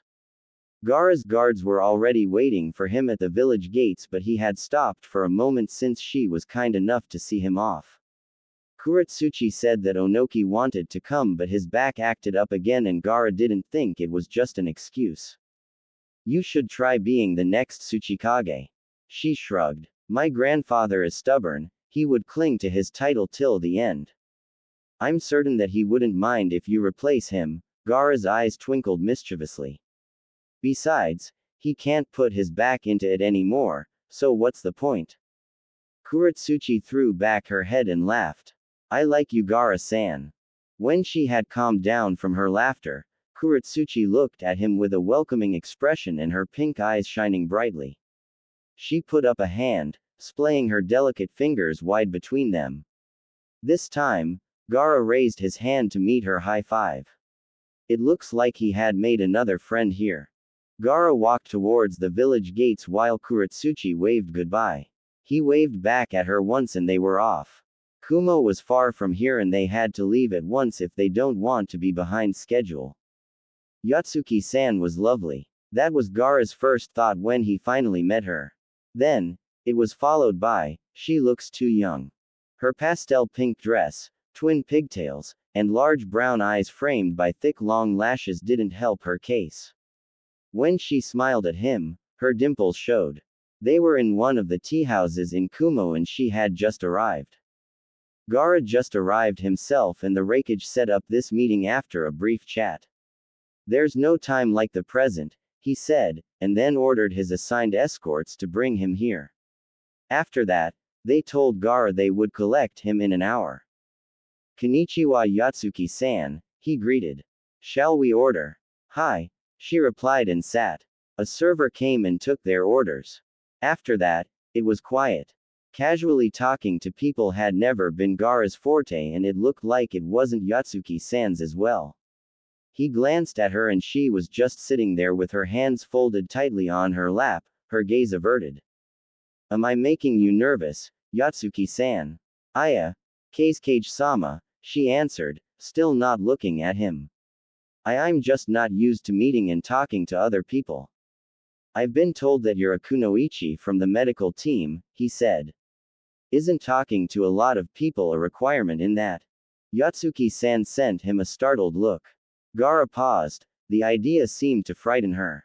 She stuttered before answering his question. I prefer to examine corpses, so I avoided that. I see. Really? What could he say after that?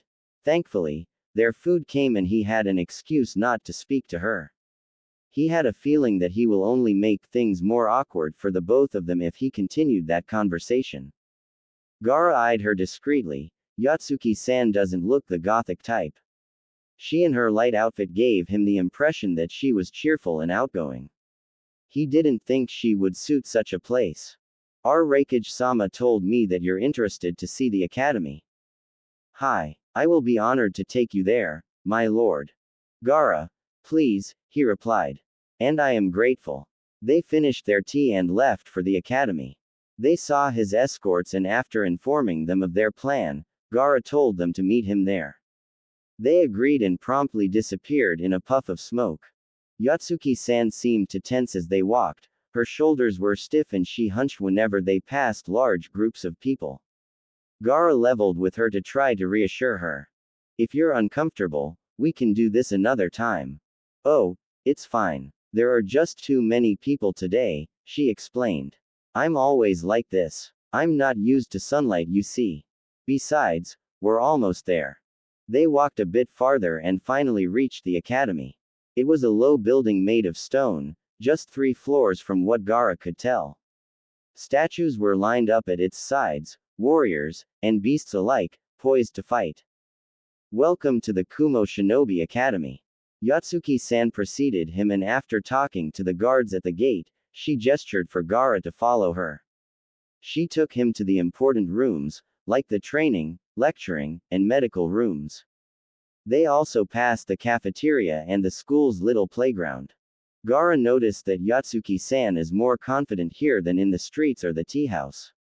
Her posture was straight and she rarely stuttered. She explained the uses of each room well and answered all of his questions wonderfully. They spent most of their time in the medical room. Since it was her specialty, it made sense.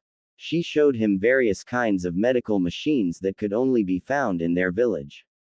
Yatsuki-san also gave a little demonstration. Your medical machines are the most advanced I've ever seen, he praised. What about their effectiveness and accuracy? Actually, we're still improving all that, but we achieved great results so far. We boast the highest accuracy rate of medical exams in the village. Have you considered enlisting the help of Tsunade-sama? She shook her head. I already suggested it to Reikage-sama, but he refused. Why? I don't know. When I asked him, he said. Yatsuki-san crossed her arms, frowned ferociously, and deepened her voice as she spoke.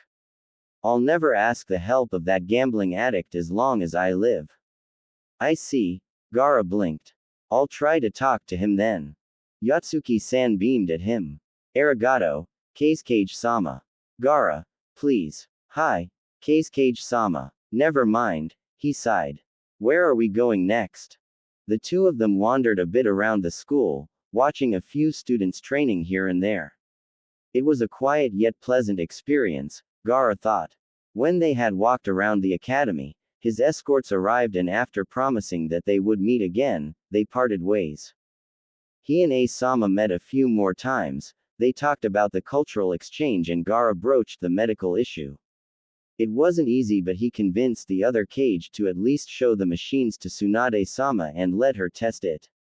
She was still the greatest medical ninja in the shinobi world after all. Gaara also met with Yatsuki-san again. He always told her to address him by his name, but she always forgot, so Gaara just let her be. She was very shy and her face was always flushed around him. She rarely stuttered though, and Gaara took it as a good sign. That and her fondness of impressions just reminded him of Shinobu-san. But those were the only things they have in common. Shinobu was graceful and knew how to talk and present herself to people, while Yatsuki-san was uncomfortable in crowds and did everything in her power to avoid them. He wondered why she agreed to date him if she was uneasy with people. Gaara asked her when they met in another tea house. They both loved the beverage and he was pleasantly surprised. Well, she began, her eyes fixed firmly on her lap. I wanted to try to meet new people. I want to improve, to put myself out there. Gaara nodded. I can understand that. Really? Hi. Gaara rarely met a person who didn't know about his backstory and he was a bit surprised. I experienced the same. I struggled to forge bonds with my friends and even with my siblings. Yatsuki-san's eyes widen. Nani? But the hero of Konoha is your friend and your siblings are so protective of your lordship. Gaara coughed a laugh, his ears tinged pink. Well, sometimes my brother and sister can be a bit much. She laughed. You're so cute. He frowned. What's cute about it? They're annoying. You're their little brother. Her face softened. Of course, they would want to take care of you. Enough about me. Gaara avoided her gaze. If I can do it, you can too, Yatsuki-san. Arigato gozaimasu, Keisuke-sama. She smiled. Gaara is fine. Hi. Anyway, I don't think you will have a tough time making friends, he encouraged. You managed with me and I am not a great conversationalist. Oh, that's because we share a common interest, Keisuke-sama. You mean, tea. Hi. Gaara looked at the long table that they occupied and the various tea sets on it. He didn't notice it at first because Yatsuki-san was slim and small, but she drank tea a lot. She would always request that they meet in different tea houses in Kumo and Gaara had agreed. They didn't talk much and they would often order different kinds of tea and snacks as they try to communicate. Gaara and Aya ended up ordering one of everything on a tea house's menu to try each flavor that they served and rate it according to the standard that they created. On one of their tea dates, Gaara had remembered the plants he got in Kiri. The Terumi clan also had different flavors of tea and he thought that Yatsuki-san would enjoy them. Gaara decided to tell her about Kiri, the plants there, and of course, the various tea. Wow, Pandan, you say? Hi, Gaara confirmed. I can give you some leaves if you want. She smiled brightly. Arigato gozaimasu, Kage-sama. I would like to taste that. I'm sure that you would enjoy it. Some company would be nice too, she muttered, staring at her teacup. I know a girl, he blurted. Really? Hi, Gaara replied, his seafoam eyes bright. She makes great tea and she also gave that pandan flavor I was talking about. Yatsuki-san's eyes sparkled with interest. I would love to meet her. I promise to introduce you. She's pretty, Gaara said and promptly avoided eye contact to hide his reddening cheeks. Pretty polite and kind. Oh, hi, I'm certain that you will get along. Yatsuki-san smiled, showing her dimples. I'm looking forward to it, Kage-sama. I guarantee that you will meet other people who will share your interest, he continued, briefly touching his collar and changing the topic. Why don't you ask people to meet you in your favorite place? If you're relaxed, I find that you stutter less and tend to look people in the eyes instead of on your lap. Oh, she covered her mouth with her hand, flushing. I didn't think you'd notice, Kage-sama. I am a Kage, Gaara shrugged. I notice things. Hi, Yatsuki-san straightened and looked him full on the face. I shall do my best. Arigato, Kage-sama. Gaara's lips curved in a smile. You're welcome. Before Gaara left for Konoha, he and Yatsuki-san managed to write an extensive list of the delicious tea in Kumo. It included the staff's service, the menu's affordability, and even the tea house's ambiance. Gaara's week in Kumo quickly passed. He became comfortable with Yatsuki-san's silence and she learned to speak her thoughts bit by bit. Both of them had fun going to tea shops and sampling what they offer. It was an unforgettable experience for Gaara and he was glad to find a kindred spirit. He and Yatsuki-san won't be anything but friends and he was fine with that. His time in Kumo was a peaceful and pleasant one. Gaara found out a lot about his favorite beverage, and important medical advances and that was good enough for him.